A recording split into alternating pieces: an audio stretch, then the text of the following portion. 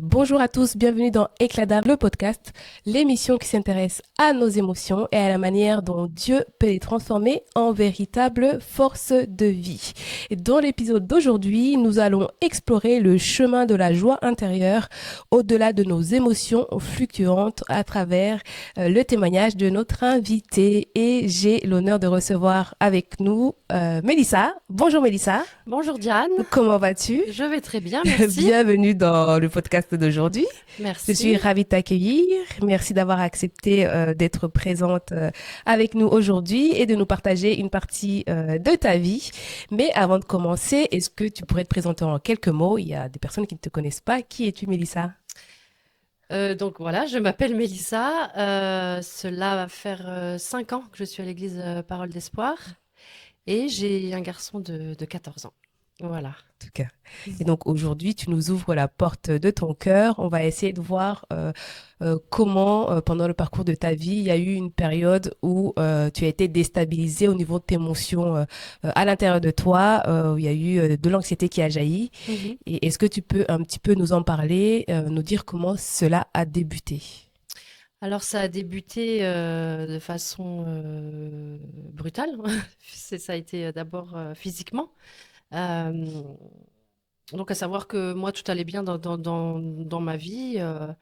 Enfin, pas de pression particulière ou de mauvaises nouvelles. Mais voilà, un jour, j'ai eu de violents maux de tête, de la tachycardie, et puis je sentais vraiment que j'allais pas bien. Donc, j'ai fait appel au SAMU. Et donc, après l'appel avec le SAMU, bah, j'ai perdu la parole, quoi. Je n'arrivais plus à parler. Ça a duré bien 7 heures. Et donc le SAMU est venu me chercher, ils m'ont conduit aux urgences. Donc ils ont fait tous les examens nécessaires parce qu'on pensait que c'était un AVC. Donc, donc voilà, IRM, scanner, examen neurologique, tout allait bien. Et donc, mais ils décident quand même de me garder une nuit sous surveillance au cas où. Donc, bah, la nuit se passe bien. Bon, mis à part une grande fatigue, toujours la tachycardie, mais j'avais récupéré la parole. Donc, voilà, le lendemain, je retourne à la maison. Et puis, les jours passent. euh, Toujours cette grande fatigue. Et puis, doucement, doucement, est arrivée une anxiété, des angoisses. euh, le sentiment de peur, des pensées de mort.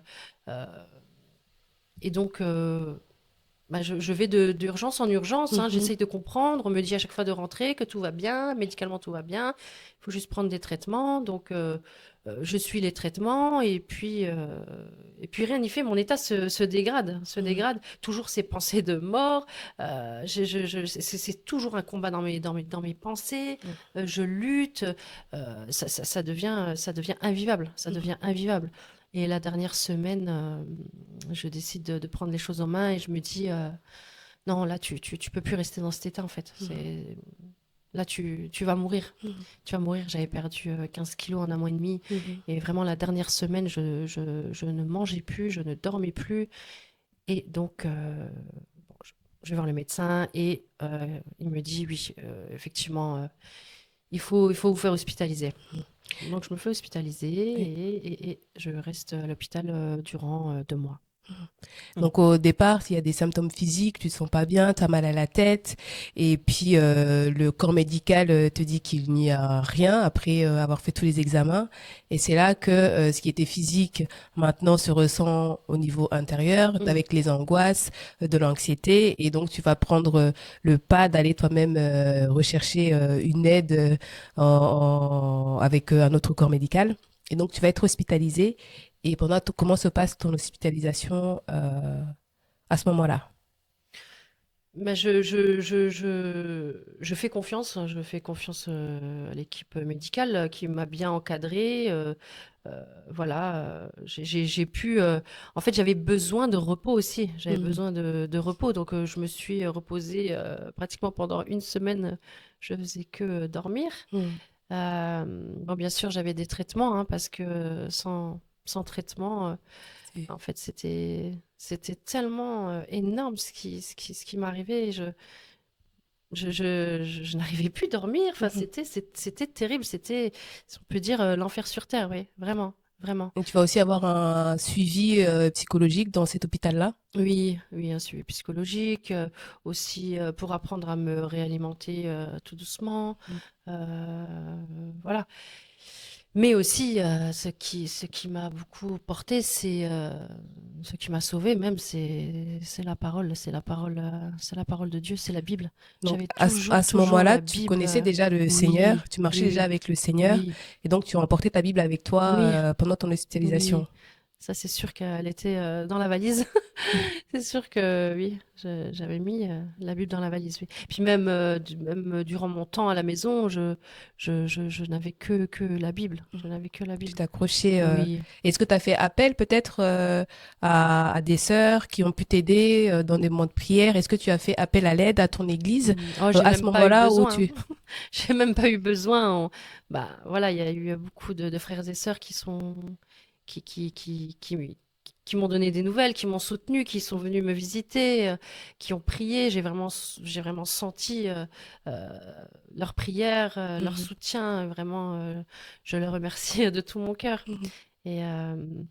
Et, et donc oui, oui, j'avais toujours la Bible à mes côtés. Et, euh, et donc un jour, j'ai eu vraiment une révélation de Dieu, dans Ésaïe 61, qui disait que l'Esprit du Seigneur est sur moi, car l'Éternel m'a oint pour apporter de bonnes nouvelles. Mhm. Et qu'est-ce que cette Et parole te là, fait réaliser du coup? bah, ça me fait réaliser que je vais vivre en fait, Mhm, que je vais vivre, que c'est pas maintenant que l'Esprit du Seigneur est sur moi et que je vais apporter des bonnes nouvelles. mhm. Donc si je vais apporter des bonnes nouvelles, c'est que je vais vivre. Oui, Donc ça a été, c'est ce qui va me porter durant toute cette épreuve en fait. oui, Je sais qu'au bout il y a la victoire, oui. mais combien de temps ça durera, Je ne savais pas encore. voilà. Mais je sais que avec assurance, parce que quand Dieu te parle, il te parle. Mhm. C'est une conviction. Tu marches avec assurance, quoi. Et donc tu ressors de ton Mm, hospitalisation mhm. dans un meilleur état physique. Oui. Tu as aussi été suivi au niveau médical à l'intérieur de toi pour les problèmes qu'il pouvait y avoir de peur à travers des psychologues. Mhm, Et en plus de ça, tu as emporté ta Bible où tu as eu une révélation. Tu mhm, ressors de là en étant fortifié aussi au niveau spirituel. mhm. Comment va se passer ta sortie? Comment maintenant tu vas marcher? Est-ce que tu as encore maintenant des problèmes physiques, encore des symptômes qui peuvent apparaître? Comment ça s'est passé? Il faut dire aussi que durant mon hospitalisation aussi, j'encourageais aussi les autres à travers aussi la parole. J'ai fait connaître aussi Jésus à d'autres personnes. Non, vraiment, ça aussi, ça m'a fait beaucoup de bien de Mm. parler de Jésus et d'être. Non, vraiment, ça aurait dû être quelque chose de. Oui, parce que rester à l'hôpital pendant 2 mois, on peut se dire, waouh, c'est long. Oui. Mais finalement, le Seigneur avait tout disposé, quoi. Je devais parler de lui. Et puis après cette semaine de repos, en fait, j'ai vraiment repris rapidement. Bon, j'étais toujours fatiguée, mais il y avait moins de lutte dans mes pensées. Il y avait, donc voilà, même un infirmier m'a dit, écoutez, madame, on n'a jamais vu une remontada aussi spectaculaire, quoi, aussi rapide. Et donc ouais, c'était encourageant. Et puis je me dis, ouais, Seigneur, t'es là, quoi. Vraiment, t'es là. Et Bah euh, écoute, c'est marrant que tu parles de remontada parce que bah pour ceux qui ne regardent pas ou celles qui ne regardent pas le foot, une remontada, je vais donner un petit contexte de ce que c'est une remontada. C'est par exemple le PSG qui est mené dans un match de Champions League contre le Barça et qui va remonter tellement au score et qu'il y aura la victoire au final. Bon, ça, c'était une petite parenthèse. On va revenir à la remontada de La mienne, Mélissa. ouais. Il y a eu la victoire aussi. Donc voilà, il y a eu aussi ta victoire à toi Voilà. où face à l'ennemi, tu as vraiment combattu et tu as gagné tes points pour arriver à la victoire du match final que tu étais en train de mener. Tu es rentré à l'hôpital dans un état physique de fatigue où tu avais ces angoisses et quand tu ressors de là, le corps médical peut aussi attester de la manière dont ton évolution a été spectaculaire. Mais il y a quelque chose du coup qui va me marquer. Donc tu dis que tu as eu une révélation dans Ésaïe et en même temps tu soulignais que en arrivant à l'hôpital après ta première semaine où tu te reposes, tu vas commencer à toi parler aux autres et à leur parler de Mm. Jésus, à leur Mm. parler de ton Dieu à toi, alors que toi-même tu n'es pas forcément dans le meilleur de tes états, mais tu vas commencer en fait à appliquer la révélation qui t'a été donnée, tu es déjà en train de la faire en étant à l'hôpital. Oui, oui, c'est comme si, enfin, je prophétisais quoi sur Oui. sur Tu- l'état des autres patients. Et non, non, vraiment, j'ai aimé parler de Jésus, de ce qui m'arrivait. Je n'avais pas honte de témoigner, même à ma sortie, je n'avais pas honte de dire que j'avais été hospitalisée, que j'étais que passée par des moments d'angoisse, d'anxiété.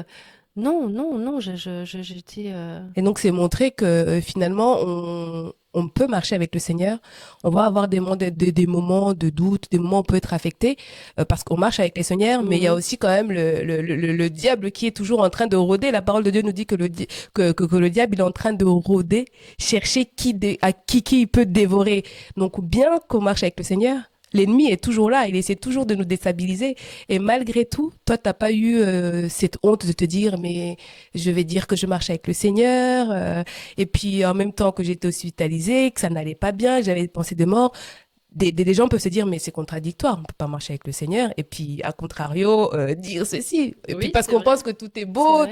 on marche avec le Seigneur, on n'a pas de Oui, il faut défi. pas dire, C'est ça, il faut pas dire on c'est marche avec le important. Seigneur, tout va bien. Il faut, mais non, mais non. Il arrive des épreuves. Il arrive des épreuves. Et justement, être avec le Seigneur, ça nous aide à À avancer franchir. avec assurance, parce qu'on sait qu'au final, on a la victoire. On a la victoire. Seigneur, le Seigneur Jésus a fait couler son sang sur la croix. Il est mort pour Il a nous, c'est un vaincu le honnête. péché. Donc, on a la victoire.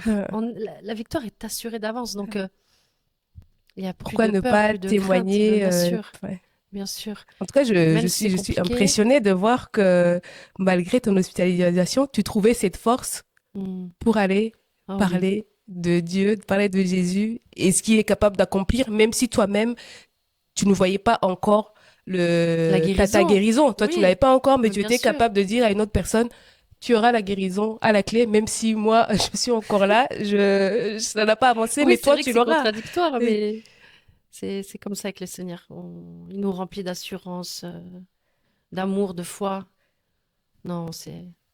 et qu'est-ce que, du coup, tu m'as dit que ça faisait 5 ans que tu étais dans ton église. Mhm. Et qu'est-ce que ça t'a apporté d'être rattaché à une église pendant ces moments-là? Je pense à des gens peut-être qui n'ont pas d'église, qui ne sont pas rattachés à une église, peut-être que quelqu'un qui prie chez soi. Mais qu'est-ce que toi, ça t'a apporté, voilà, de faire partie d'une église, de Mhm. faire partie il y a une communauté qui est derrière, il y a des gens qui se sont levés pour prier pour toi. Tu me disais tout à l'heure qu'il y a des sœurs que tu n'as même pas eu besoin, au Mm, final, mm, mm, mm, de mm. demander. Mais bien sûr, non, bien sûr, c'est important d'être dans une communauté, de partager avec les frères et sœurs, parce que justement, quand il arrive des épreuves comme ça, on se soutient en fait, on se soutient dans la prière, on se soutient, on- voilà, ne serait-ce que de prendre des nouvelles, ça réchauffe le cœur. Que quelqu'un prenne des nouvelles, voilà, ça réchauffe le cœur, ça te donne un courage supplémentaire. Voilà, on est tous importants les uns pour les autres. Seul, on ne peut pas avancer.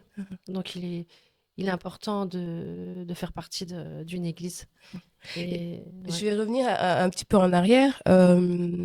Est-ce que pendant la période où tu étais hospitalisé et que tu étais soigné, on a pu détecter le fait que peut-être que ces angoisses-là, cette peur-là, avait une autre origine Mhm. peut-être dans ton parcours, dans ton enfance? Est-ce qu'il y a eu peut-être des traumatismes qui ont fait que ce n'est que plus tard que tu développes cette angoisse, mais que tu avais déjà, c'est juste que ça s'est développé, extériorisé quelques années plus tard? Oui, forcément, il y a eu, voilà, j'ai eu une vie assez compliquée quand même. Oui, il y a sûrement des traumatismes, mais euh, hmm, mais en tout cas, à l'heure d'aujourd'hui, j'ai, Tes comment dire, blessures d'enfance ont été, tu les as soignées au fur et à mesure déjà? oui, j'ai été restaurée, Oui. j'ai été restaurée. Je ne pense plus à ce passé. Le Le passé est passé. passé. Le passé est derrière. J'ai été restaurée, j'ai été transformée. Je peux être que reconnaissante envers le Seigneur, envers mes parents. Euh, voilà, peut-être que oui, effectivement, les traumatismes ressortent comme ça, mais Ah oui. sans le vouloir finalement. Mais non, moi j'ai été transformée, restaurée, je n'ai plus rien à craindre. Et est-ce qu'on peut dire que maintenant tu as la joie du Seigneur Oh oui, qui vibre dans ton cœur à la oui, j'ai place la de joie du Seigneur. l'anxiété, à la Oui, place, oui, oui, et oui. comment tu fais pour cultiver maintenant cette joie dans le Seigneur? Comment tu fais pour rester toujours positive et pour encourager encourager parce que ça fait partie de ta mission, de la révélation que tu as eue de la part du Seigneur. Mais en fait, je l'adore, je prie avec des sœurs, et puis mes pensées ont été restaurées. Mm. Mes pensées ont été restaurées. C'est pas par ma propre force, c'est Mm. vraiment le Seigneur qui Mm. agit, et tu n'as plus les mêmes pensées. Mm. Tu n'as plus les mêmes pensées. Mm. Et même quand il y a une pensée qui vient, mais Tu veux la tu la dégages comme rejeter ça, là, mais aussitôt. oui, Mm. bien sûr.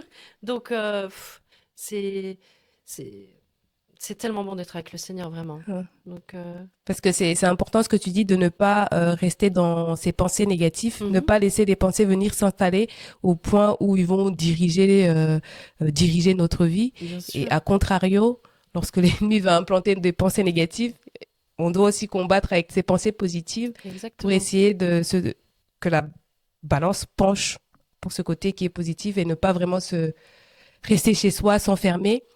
Je sais que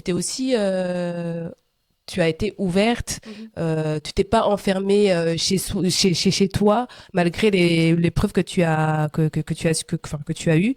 Tu es quand même restée ouverte, joyeuse, aller vers les gens et vraiment ne pas continuer à À me avoir ses morfondre, propres ouais. voilà, c'est ça, se Mhm, morfondre et rester sur ses mhm, propres difficultés qu'on mhm. a eues et à contrario vraiment s'ouvrir, ce qui va être important aussi pour la voie de la guérison. Oui, Mm. oui, oui, oui, Donc, même durant ce mal-être, je continuais à chercher de l'aide, voilà, à m'ouvrir, à sortir. euh, Tous les jours, j'allais marcher, même si j'avais plus de force, j'étais épuisée, mais tous les jours, j'allais marcher. Je me laissais pas abattre, quoi. mhm. Il était hors de question, hors de question. Le matin tôt, j'allais, il y a un stade en face de chez moi. Je me souviens, c'était pendant la période hivernale, il y avait du gel et je me mettais à genoux, tôt le matin, à genoux, sur le stade. Et je priais mon Dieu, je priais mon Dieu. Et Et non, voilà, il a été là durant tout le durant tout temps. ce moment. Oui, Mais oui. du coup, là, tu es en train de nous donner quelques exemples de choses que tu as fait. Mm, Aujourd'hui, on entend parler de plus en plus de jeunes, la nouvelle génération. On entend parler de drogue, de suicide, et c'est une génération qui est souvent affectée, enfin, avec une sensibilité. Je ne sais pas si elle est différente, mais avec une certaine sensibilité. Qu'est-ce que toi tu peux donner comme conseil à peut-être un jeune, une femme, un homme, une personne qui nous écoute aujourd'hui, qui ressent cet état d'anxiété, cet état de peur, peut-être des pensées de mort? mhm. Quel type de conseil tu pourrais donner à cette personne-là pour l'aider à s'en sortir, oui. Moi, dans un premier temps, vraiment être bien entouré, être bien entouré. Et aussi chercher en quoi on est bon. Enfin, Qu'est-ce qui nous fait vibrer? Mhm. Qu'est-ce qui nous fait vibrer? Se former aussi. Se former, c'est important. Mhm. Se former, apprendre de nouvelles choses.